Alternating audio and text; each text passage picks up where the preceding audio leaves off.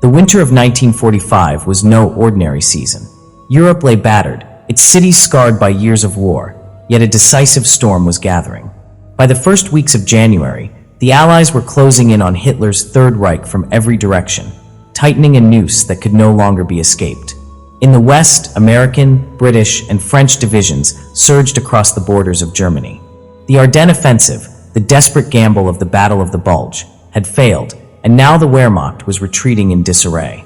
Town after town fell as Allied columns pressed forward, their tanks grinding through snow-covered roads, their infantry determined to finish what had begun on D-Day.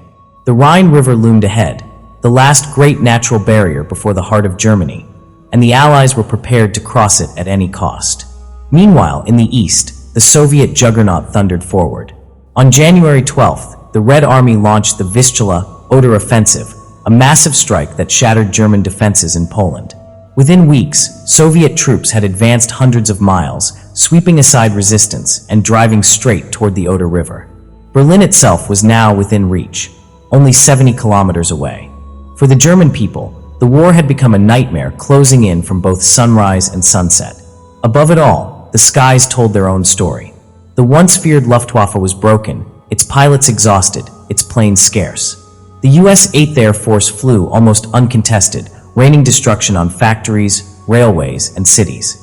Day after day, formations of bombers darkened the horizon, escorted by swarms of fighters that ensured no German aircraft dared challenge them. The Allies were the undisputed masters of the air, and their dominance meant that German industry could no longer recover.